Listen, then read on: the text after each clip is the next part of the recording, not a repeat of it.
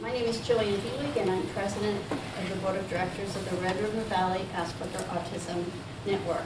We have several other of our board members here as well. Can you raise your hand and say hi? Barb, we count you too. You're a new autism. The Red River Valley Asperger Autism Network is a nonprofit organization whose mission is to educate about, advocate for, empower, and support individuals on the autism spectrum and their families. We have a number of events in the community which help individuals find a way to become a part of the community and connect with each other and to develop social skills. The format for today is just a brief talk about the topic, followed by a question and answer session. Barb, I'm going to ask you to introduce the topic of our panel today.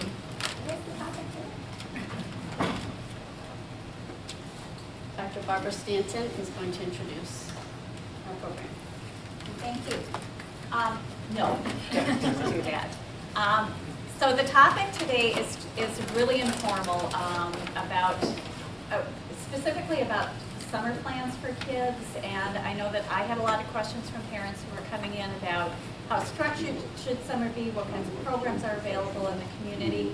But I have to tell you that the team you have up here are some of the best folks to ask anything to.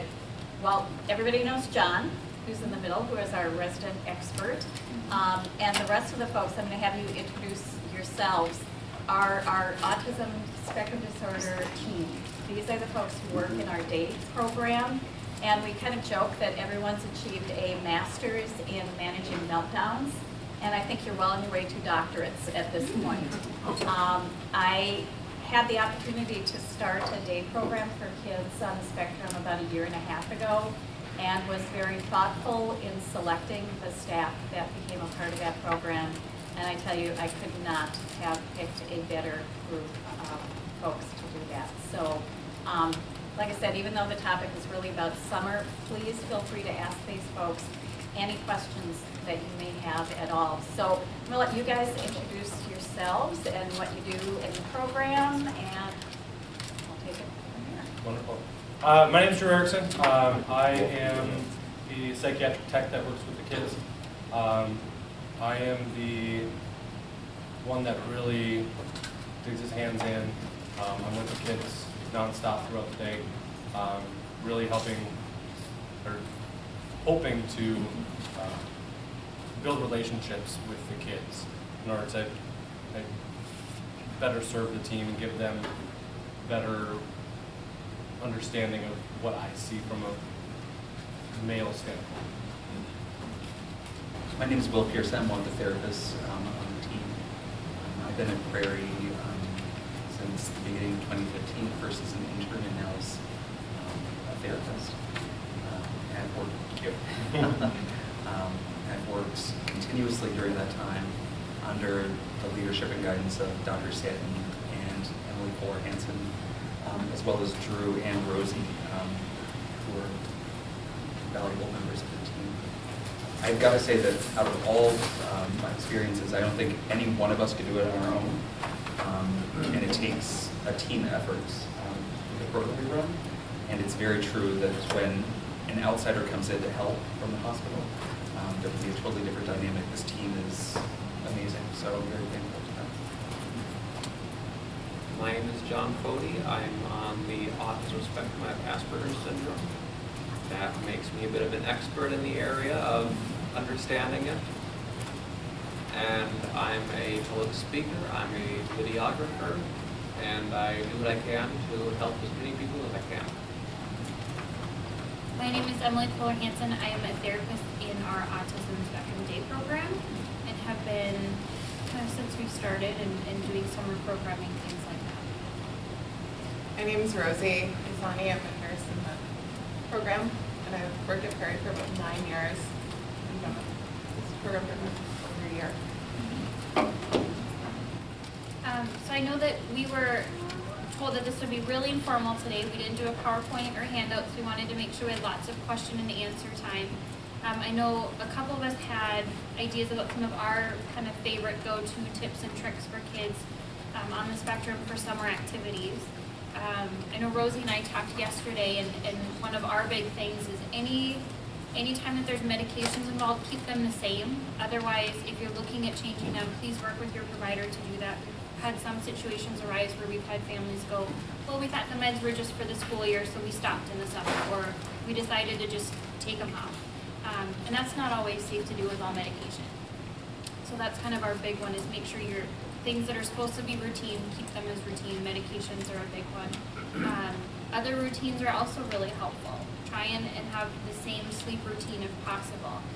Maybe bedtime is half an hour later, but make sure your child is still getting enough sleep and keeping those same routines. I know it's really easy to kind of get in that habit and just go, well, it's summer, so we're just gonna take a step back, we're gonna relax a little bit. But we know for our kids that routines are very important, and sometimes establishing those routines can be really difficult. So part of this is also, yes, it's summertime, but we also have to recognize that school starts in the fall. One of my colleagues counted out, she was trying to think about taking extra Fridays off, and she goes, oh, if I start in July, there's only 8 Fridays left until school starts. And I thought, oh my goodness, that seems really fast when we just finished. But it really does come quickly. So thinking about what routines worked well during the school year, please be willing to seriously consider keeping those, or at least some of the big ones during the summer, because it will make fall that much easier. And it also helps keep things predictable for kids as well. And I won't take up the time, but I'll pass it over to you too. Another thing we talked about was, what are these kids expecting out of the summer? What are their expectations for what do they get to do? What are the programs that they're attending? What, in general, what do you want to get out of this summer? Keeping them involved in that conversation really helps avoid that future meltdown. If you know what to expect, you can very, very easily or better get them to that point.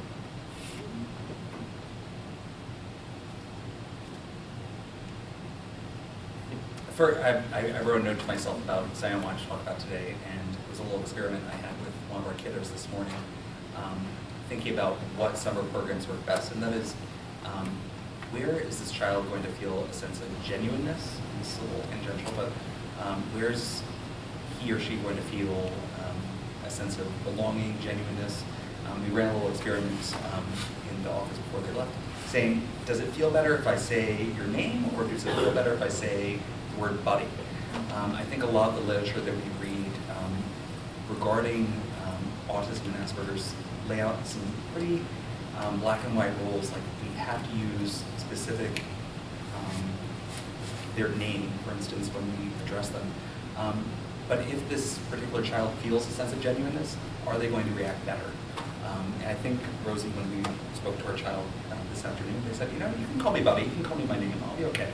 Because you sound happier than someone who just blandly calls me my name. So where are we going to find a program that has that environment for our children? It's a question I don't know the exact answer to, certainly. There are a lot of good programs. It's really different for each kid. The other thing I would encourage you to balance out is trying new things versus similar routines that are familiar and safe. And I really second Drew's suggestion of make sure you're checking in with your kids and what their expectations are. Ask them, remember last summer, what was your favorite thing we did last summer?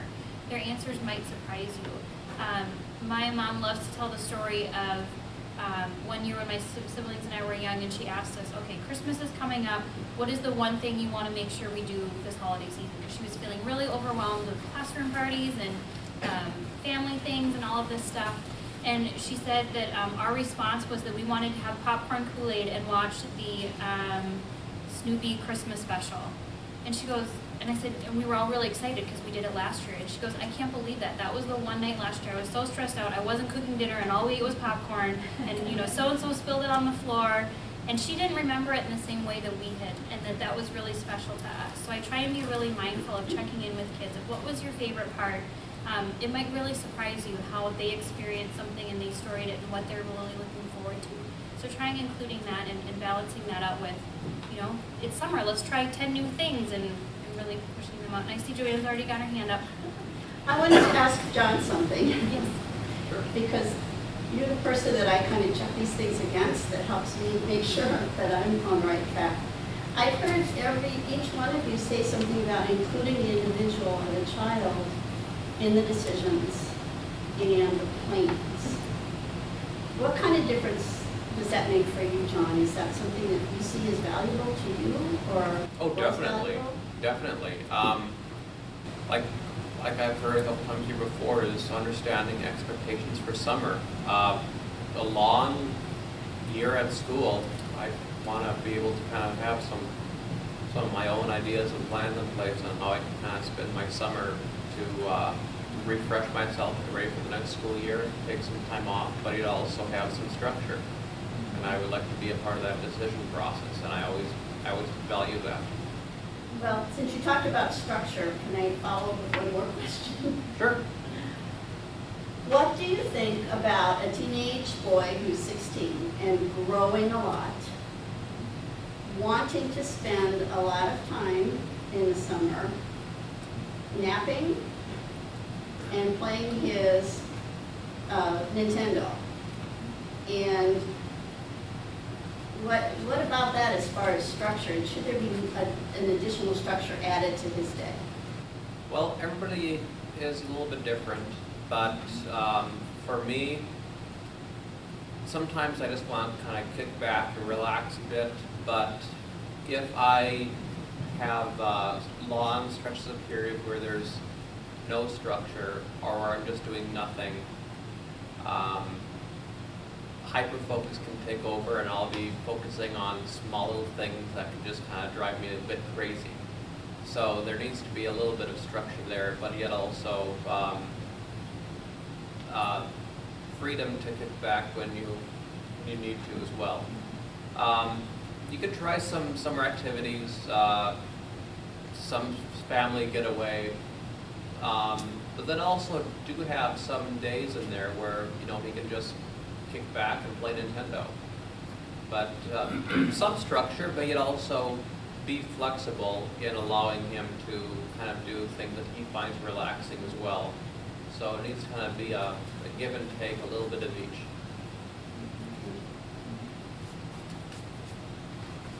And now, John, can I ask you another question? Sure. I can hear something. I like how you really talk about balancing kind of that structure and expectations with that downtime to kind of recharge. Mm-hmm. And we see that a lot with our kids, but I'm curious.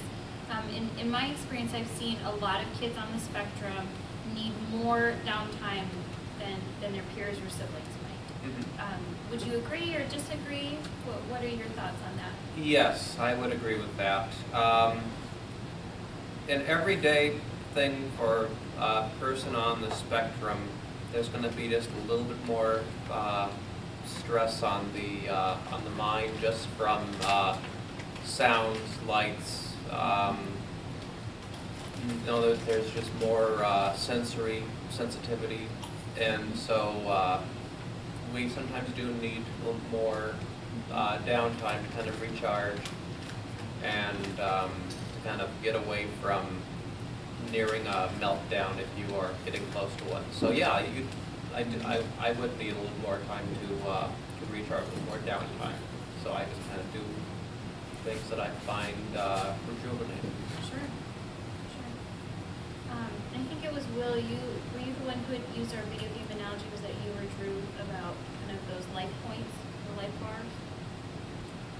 Perhaps I it don't could have been remember any which of one us. of you. But would one of you want to kind of talk about that analogy? You might have to elaborate or something. Oh, okay.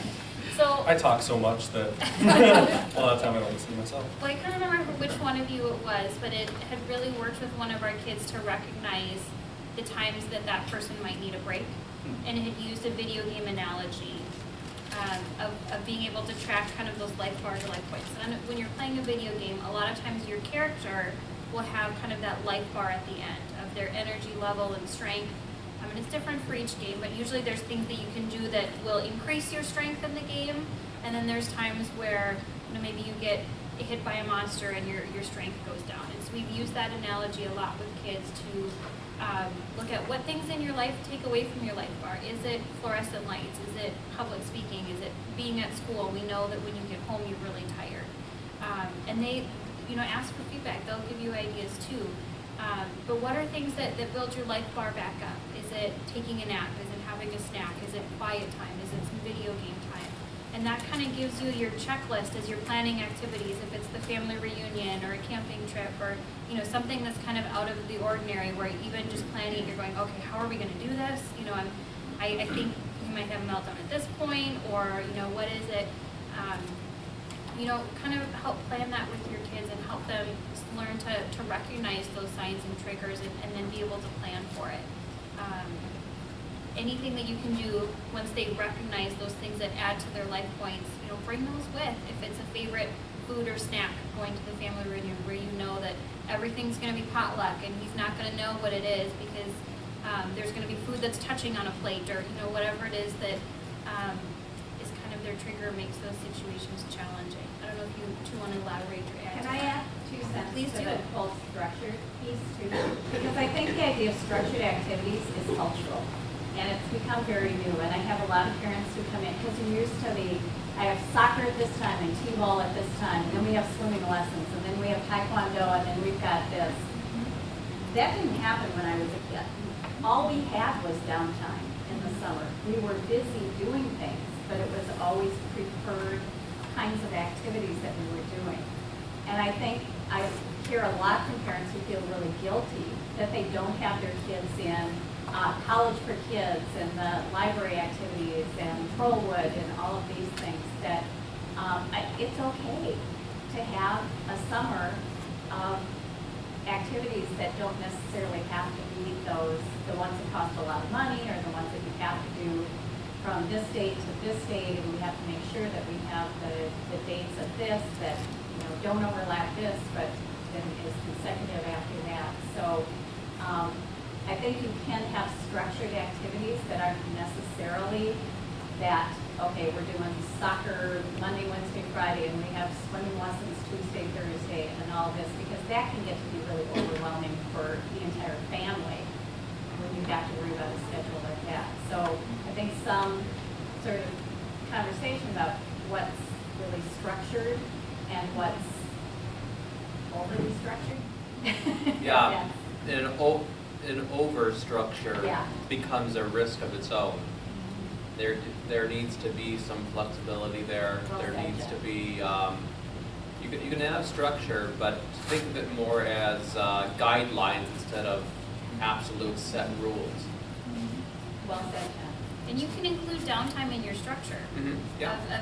Part of our plan for the summer is we're only going to have one activity a day, or we're going to set a cap. We're not going to do more than 2 sports, where everybody gets to choose one thing. Is it swimming lessons or is it soccer? And that can be your structure of making sure that you build in that downtime to knowing how important it is to recharge. I love Fargo Public Schools. We have great educators and we have wonderful people that we work with. We have a lot of kids who have really great school experiences, and even coming off of a great school year, it can be really draining for our kids. And summers are important. That downtime is important. And I'm going to ask Rosie a question. I hate you. Because the other thing that I always hear from, because I heard you this morning, from parents is, how do I get my kids to do some chores over the summer? Do something. I want them to do something around the house. And I heard you having kids, well, I actually heard Drew say something about help Rosie clean up. And I know you're really good at that. What are your thoughts, and what do you do to help kids do the things that they don't necessarily want to do? As I offer choices, like which part do you want to do and I'll do the other, and it helps them pick which one they're going to do, and then we'll do something fun afterwards. I think that's easier for them to like see what's coming next. And I put it in a context, like this work needs to be done and we're all here to do it together. Right. What part do you want to do? 'Cause Well, we sometimes have- as parents, we get into the, you're going to do this, and I think the kiddos I know like to know why. you know, the context of that. Yeah, I would like to know context. Instead of just you're gonna do this because you're going to do this, you're gonna do this because this reason, or there is a reason that this needs to get done. Some context is helpful. A lot of times if we give kids two choices, you know, would you either be willing to unload the dishwasher, or could you bring the laundry up and fold it? As a parent and provider and helper, it's a win for me either way. I don't care which chore they do because they both need to get done. It's not about me making them do a specific one. It's about us being a family, and families help each other. You know, we all live here, so we got to help out. Everybody ate dinner, so we got to take turns from the dishwasher. You know, you can kind of come up with some of those rationales, but this is kind of your trick as parents and caregivers and helping people. Pick two chores that need to be done, let them choose, and it's a win for you either way because they're going to do one of them, and you're probably going to end up doing one of them either way. But this way they get to have some say and some autonomy. And if they propose a third chore of, no, I don't want to do either one of those, but I'm going to go feed the dog and take him for a walk, awesome. You know, that's not your moment to debate. Nope, it has to be one of these two chores. Be a little bit flexible, and that really shows initiative too if they can develop some of those other skills of recognizing what needs to be done and making a plan to do them. Those are some pretty good executive functioning skills. Yeah. So we want to recognize those too. If you have somebody that offers a third option, that's huge. Yeah. That is very good. What about for the kids who are so visual, maybe a chore chart? How would you set that up so that you have that kind of flexibility in it? Charts can be kind of tricky. You want to make sure that things are very concrete, and they're either done or they're not. So things like if you had listed unload the dishwasher, you can easily check and see, yep, the dishes are either in there or they're put away. Things like clean your room are really vague. Clean to me is very different than what clean to Will is or clean to Drew is. And Barb knows this about all of us. So one of us can look at that room and go, yep, it's clean, and then someone else can walk in that room and go, how's it clean? There's Legos here, and you know the table didn't get wiped down, or that sort of thing. So if you're creating a chart, make sure the chores are really specific and can be that black and white. It's either done or not done. If it's something like cleaning a room, break it up into specific tasks. Laundry needs to be in the hamper. You can either see are there clothes on the floor or are there not. The bed's either made or it's not. And so be willing to be flexible. If it doesn't meet your standards, view that as a learning opportunity, not as someone being troublesome or defiant. You know, that can be a teaching moment of, you know, when we talk about all the clothes in the hamper, we should really make sure we check under your bed because sometimes it's easy for things to be under there. So let's include that as part of all the clothes in the hamper. So make sure they're black and white. Maybe you have a bank of 5 chores and they need to pick 2. And then, you know, if there's 2 chores done on my done side, then I get my fun video game time or whatever the reward is. So make sure there's still some choice built in, that incentive or free time when you're done, and that the chores listed are pretty black and white, and have them help create this list. I know if I had to make my own list, I would never put dishes on there, never. It's my least favorite thing. But there's 10 other chores I'd be willing to put on. So you can include those things too. And just brainstorming and thinking about it as we're talking. What would your child do if not only was their name on that chore chart list and they had that bank of 5, but your name was on there as well? And they took 2 of the chores and they gave you the other 3. Now you're helping them, right? You're doing it with them instead of making them do it. I think cleaning opportunities, I'm a big fan of cleanliness in the program, can also tell us a lot about sensory issues for children. For instance, you know, if you ask someone to help clean the bathroom and they were asked to use Windex glass cleaner, that smell could be really toxic to one's olfactory receptors. On the other hand, it might be really enjoyable to other people, so is there a way that they can use a preferred activity in these cleaning activities? On the other hand, I've seen children who really love the sensation of perler beads in their hands. So picking out perler beads, whereas you know me, Rosie, Drew, or Emily would be vacuuming. Just get rid of them. You know? On the other hand, I've had kids who really struggle with that sensation. Will just start throwing them. So if I ask that person to help with perler bead cleanup, there's going to be a disaster even bigger on my hands. So it can be a great learning opportunity for caretakers as well. Yeah. watching for those sensory issues is, you need to look up for that too. And I think be flexible within those. We have some kids who are very willing to help clean up and want to be a part of it, but will only wipe down tables if they get to wear gloves. They don't like having their hands be wet. And that, we can do that. We can handle that. And so sometimes having kids do some experimenting. Oh, sorry you spilled the milk, no big deal. Do you want to use a sponge? Do you want to use a mop? What do you think is the best way to clean that up? Or is there another idea? And see what kind of opportunities they come up with. A lot of this, again, are those learning opportunities and executive functioning skills of how do we help them figure and do some problem solving and be able to take care of this, on their own as they grow and take on more responsibility. So anytime you can include them in that and helping plan and manage that can be helpful. Sometimes they genuinely don't know how to do it. They don't know where we keep the cleaning supplies, and they don't know where the sponges are, and putting all of those steps together can in and itself be an overwhelming task. So make sure it's easy and accessible to. I have one family that made their kid's own cleaning bucket, that his preferred supplies were in there, they knew where it was, and that was next to the chore chart. And you got to pick, where we're going to do it, but anytime he needed to, his gloves were in there. The non-stinky, he called it the non-stinky spray, just an all-purpose cleaner that they used was in there and kind of had his preferred things. So that was his designated spot, and it made it that much easier to get chores initiated because it wasn't such a hassle to get things started. I just want to add in there, since talking about getting chores initiated, just always keep track through some sort of a meltdown meter on where they're at. If they're at red at that moment in time, that is not the right time to ask them to do a chore. Just you gotta be green or maybe yellow. But if you're in orange or red, you're on a disaster course. So just I know when I'm in a red, I just kind of shut down and I just need some alone time for just a little bit, maybe 20 minutes, and then I'll come back and I'll do something. But when you're actually that close to falling apart, just give them some space for a little bit of time. And isn't that a positive when the person can say, look, I need a break? Yeah. I think that's great to recognize that. Then we need to respect them. What about those of us who are working parents and our children can't stay home alone?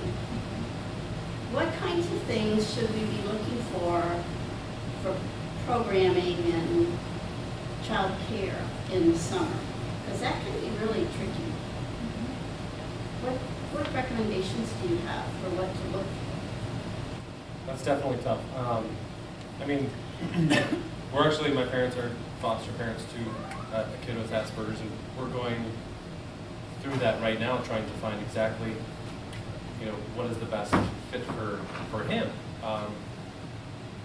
It's difficult. It's difficult. He's got support staff and all of this other stuff, but it's one of those things where unless you have an actual conversation with the kid and back to expectations, what he needs, what he wants, what he expects, you're not going to win. You're not going to succeed. You want to give the child the best opportunity to be successful, and without knowing what he finds to be a success, we can't really provide that for him. So having that conversation about, okay, which person do you feel the most comfortable with? Which person do you have the best connection with? What does this person, their qualities, or this place that we want to put you, daycare, wherever, what does this place need to have in order to make you feel successful? Those are the conversations that are going to get you a lot further than trial and error. All right, we're going to put this kid in this place. Oh, it didn't work for a week, so let's take him out and put him somewhere else, and take him out and put him somewhere else. That can all be gone with just a simple conversation that builds a plan. But if you could design a program, just a summer activities program, just for children on the spectrum in the best of all possible worlds, if money were no issue, what would it look like? Like ours. Which looks like what? And the summer camps we Yep. did, I mean, that would be amazing. Yeah, we used to run camps in the summer. And they were week-long, 3-4 hours, and they were all themed to the interests of children. They get to sign up for whichever ones they want to be in. It'd be fun activities, it'd be field trips, it would be basically these kids. Well, the first year we had a kid say, "This is the first place that I've actually felt accepted and normal," which was huge. Money, obviously an issue, but to have a place like that where these kids feel accepted and part of a group, and with caring people that know how to kind of navigate through the tough waters would be perfect. So it could parallel other summer camps, but just for kids on the spectrum. Right. Okay. There were some things that we did that made our program a little bit more unique. We had a really high staff ratio. I think we had anywhere from 10 to 12 kids and at least 3 to 4 adults. And so that we had, although it would be a large group activity, anytime it was time to work on a project, we'd break out into small groups. So they would be at a table with 2 or 3 other kids and a staff person. So that really brought down the sense of being overwhelmed and inundated, and it brought down a lot of the sensory experience as well. We had a good space that was both inside and outside. We had a large group room that had smaller rooms around it, so if kids needed space or needed that downtime, they could go into those. And it was all built around special interests and skill building. So we had Lego group every day. We incorporated it into Minecraft themes. We had Science Week. We did our field trips, and there's a community involvement. The kids were very hands-on, and we had a snack every day. And so we knew that we needed to keep it short. About 3 hours is enough. Full day camps, we learned quickly were too long. Kids were overloaded by the end of the day. So keep it short. Make sure there's high staff ratios. Make sure there's plan Bs. If my kid is overloaded, needs an out, where are they going to go? Who's going to go with them? We allowed kids to bring their own electronics, and we had rules that they were used appropriately. But it was not a problem at all. If somebody came up to me and said, "Emily, it's too loud, I'm going to take my iPod and I'm going to go in here." And I said, "Awesome, that's where you can be, that's a great spot." And I know some of those things aren't allowed, out in the community at other places. So we really tried to cater a lot of things specifically towards kids on the spectrum. And I think that's what made the difference for some of this, that it wasn't held against anybody. There wasn't any discussion of, well, that's not the rules or those sorts of things. Staff were very flexible. And really, it was unique for each kid that way, even though we had this overall arch of the program. For a lot of our kids all of our kids in our program now, we write what we have called transition plans. And these are lists that we write with the child incorporated. They fill out part of it with me, and we sit at the computer and edit it together. But we talk about what are their likes, what are their dislikes, what works well, what are their favorite coping skills, how can we tell they're having a hard time, and then we add in, from our staff perspective, all of the interventions we've tried, things to watch out for, what can be used at home, what can be used at school. These transition plans end up coming out sometimes, 8, 9, 10 pages of this handbook of here's this wonderful child, here's their strengths, here's what they're great at, please build upon these. And we've had parents share those with swim teachers and coaches and schools, and a lot of people have found that to be really helpful. So if you know those things about your kid, don't be afraid to write down those lists and hand it to their coach and say, here's what my kid is great at, please help him be great here. Here's ways that you can do that. If I had a parent bring one of those to me, that would save me a week of therapy time. I can tell you that right now, it really would. And as parents and caregivers, your child is the expert, but you have gotten to be an expert witness for their entire life. I can't replicate that in a week of therapy. And so any information that you give us or you share with other people is so incredibly helpful. Listen to this person. This is pretty much spot on. I would agree with every single thing that you just said. One of the things that I learned from our camps that kind of blew me away is because people would say, well, they're doing well because they're doing things that are fun. And we did fun things, but we also challenged kids. And And it was always surprising when we'd have parents come in, and even some who were tearful who would say, I've never seen my child with another child before.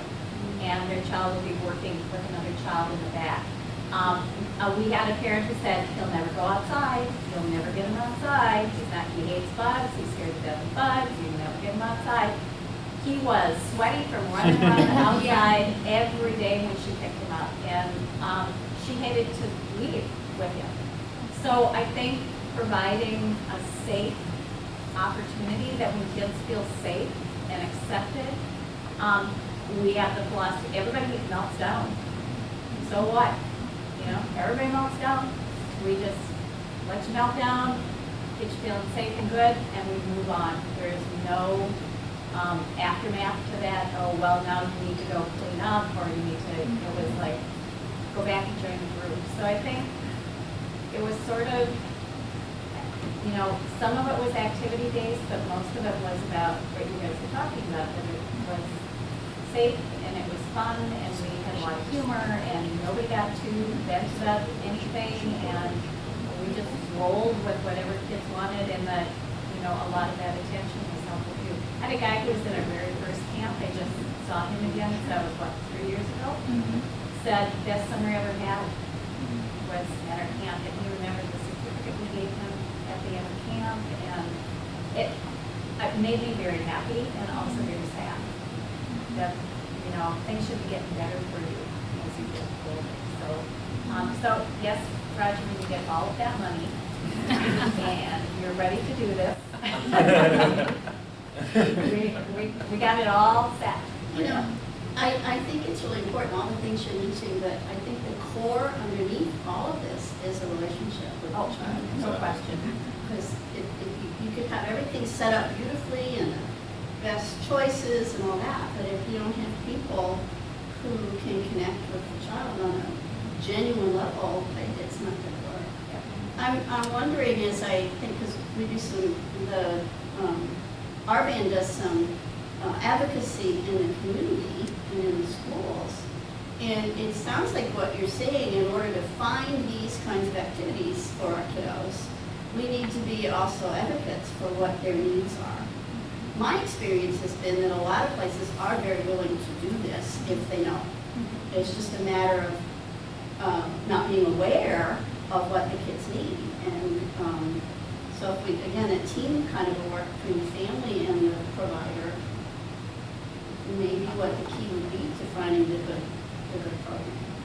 If I can just back up a moment here. What you said also about a relationship, that is also very important. People on the spectrum will initially struggle with social skills, and I'll sometimes overanalyze facial expressions, tone of voice, and trying to figure out where you're coming from. And just having a good relationship and having a person that you feel understands you, that is very, very huge. When I was quite a bit younger, over a decade ago, I was in a summer camp and didn't quite feel understood. And there was this one time we went out to a lake and we had inner tubes, and somebody else lost their inner tube and I tried to swim out to go get it.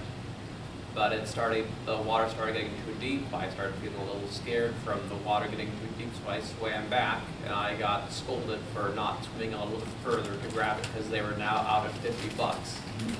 And I wasn't the one that lost the inner tube, somebody else did. And after that point, I never felt comfortable going back to that summer camp because of the way that I felt I was treated with that. And the tone of voice, the threatening almost pose that I was analyzing there. And at that point in time, I just lost quite a bit of respect and quite a bit of confidence in that summer camp. And so understanding, being able to have a good relationship, being able to understand the social needs, and being able to know that I'll sometimes have trouble greeting you, and just knowing that I need to feel, safe, that my safety is valued. is a really important lesson I want people to understand, because the water was getting too deep. I was afraid for my own safety, and I came back and got scolded for looking out for my own safety. I think so often what happens, particularly in regards to summer camps, I come from a background where every person in my family was just kind of shipped off to summer camps over the course of the summer for 8 to 12 weeks. And I had very similar experiences, and I think it might go to some gendered stuff as well. But one thing that I think is really important is that we look beyond very glossy brochures and interact with the people who we are paying to take care of our children. Because there's a sense of genuineness, a sense of caring that you'll find. And also it's really important. You all are the experts in your kids. And while there's no manual to take care of a child, you guys know what works best. So asking about what kind of interventions might happen if my child melts down. Would there be a hold? What happens if someone's scared of the water? How is that going to be handled? If they want to go home, can they? Yeah. If they need a break, can they take 5? Can they play a video game? And just judging for yourself that program environment is really important.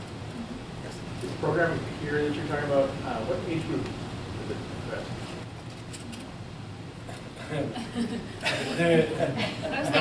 Not adult.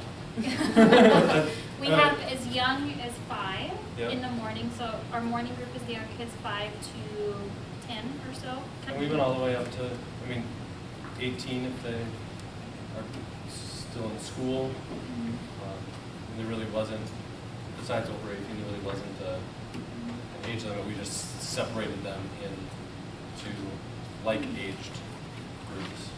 We've got a lot of ideas, and of course, something for older kids in the summer. Again, that can be fun, but also functional. So if anybody has ideas or thoughts, please let us know, because we'd love to take a look at it. That's the issue we're having is, our son is an adult, he's a university student, there's no university, so what do you do with the issue? So we're just working with that.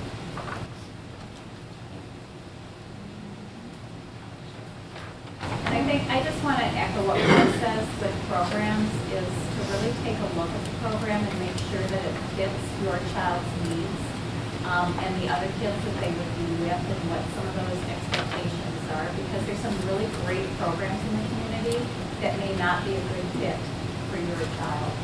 So really taking a look at that, I have to just echo it. I think it's really important.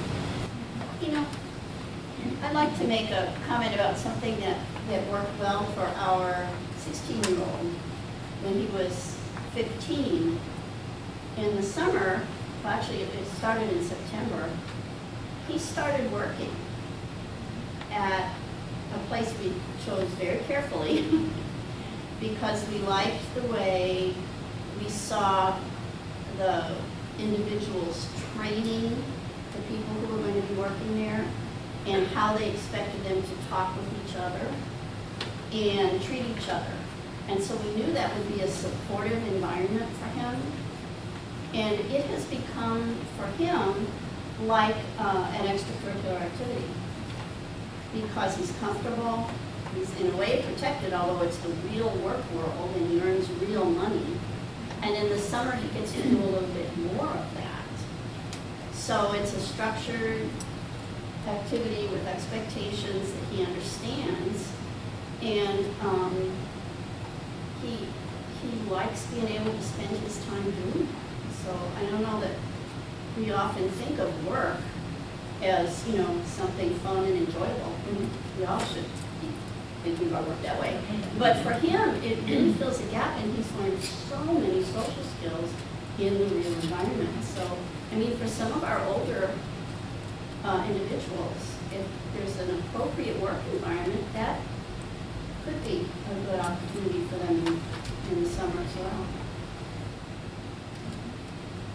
I know I'm just keeping an eye on the time because I know a lot of you probably need to get back to work and things, but are there any other questions you have you want to make sure that you get to ask? Not even about the summer. Well, one of the questions that I have is now, guys, we have all this extra free time, and we're noticing that there's more perseveration on certain things. Particularly, it just happens to be one girl that has a name that he likes to say, Hallie from Holly, can I go see Hallie from Holly? And at first we thought it was just the name, but no, it's like he gets so sad, she's moving away, and it's constant. And it starts to wear on you, but it's that anxiety with him. I think he does feel bad that he doesn't know when or if he's ever going to see her again.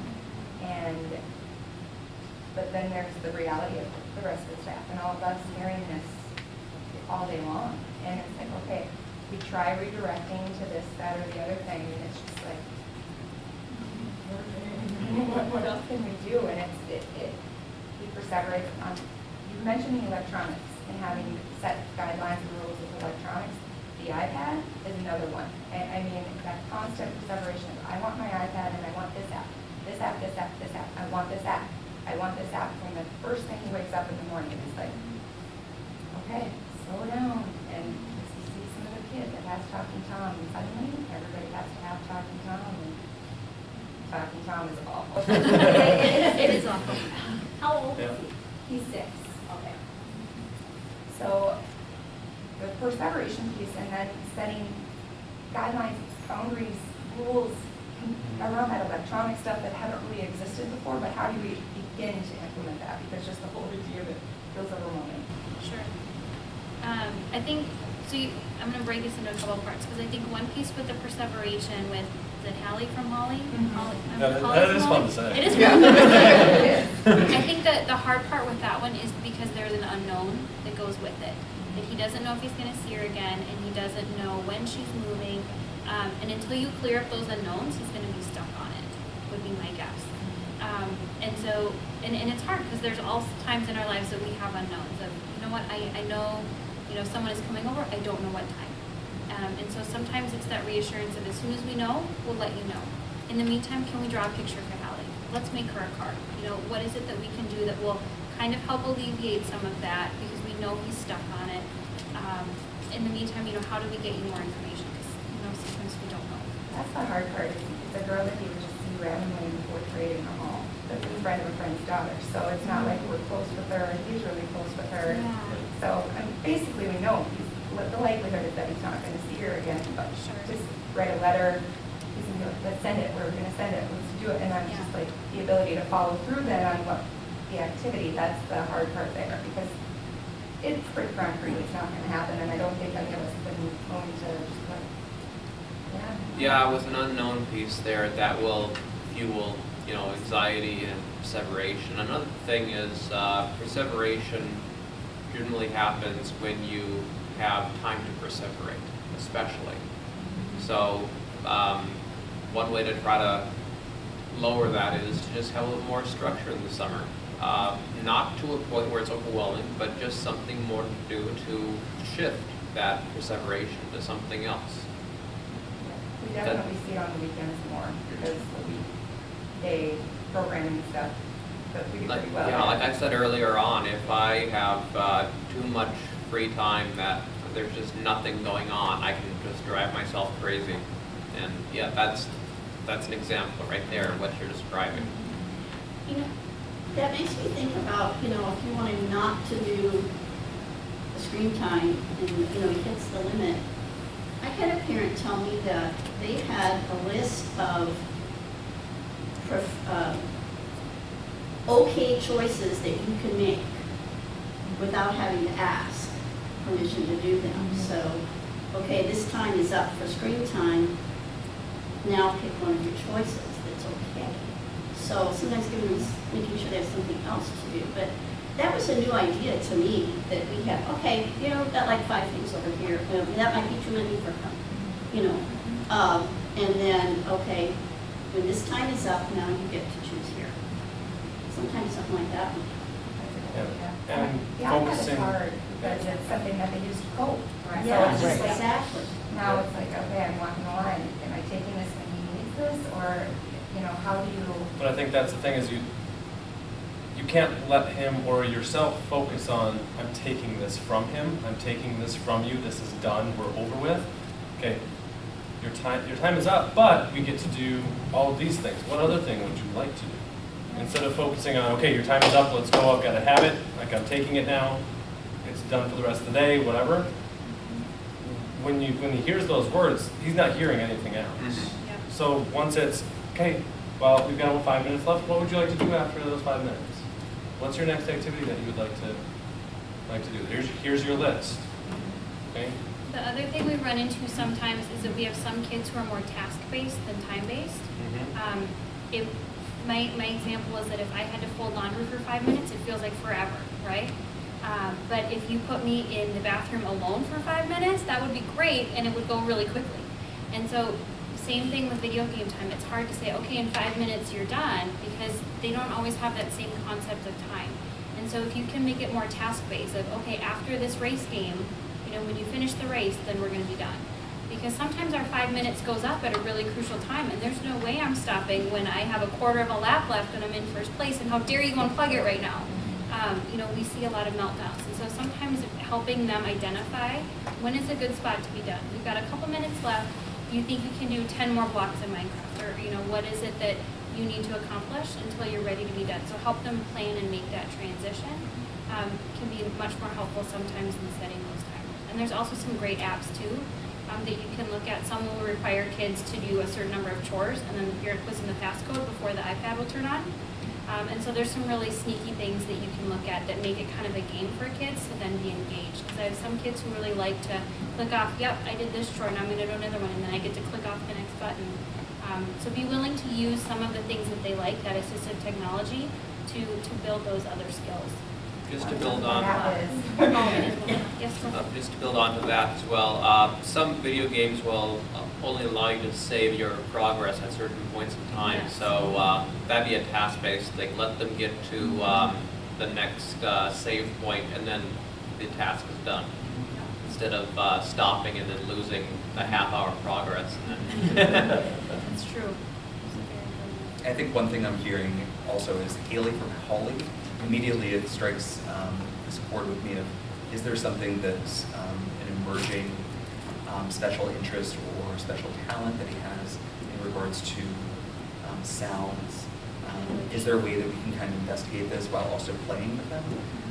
Haley with Holly, and can you start playing the piano with various letters and combinations? Will it become a piano savant? I think so many kids on the spectrum have so many awesome talents that. Or writing. Yeah. I mean, or it comes writing. up to me the Yeah. Or Dr. rhyming. Seuss books and that Yeah. rhyming and poetry and alliteration. How could we add that in? And the symbols, car symbols, he could tell you every make and model of every vehicle. And that's awesome. Why. Yep, that's Yeah, awesome. and He's it's- going to run, Right, how popular we build on mechanics. that. That's It is. pretty cool. Very cool. Build on those. That's a great superpower to have. Ideas for both of it is the. Thank you very much. I'm sorry to say our time is up. We appreciate you were all able to come today, and thank you very much for.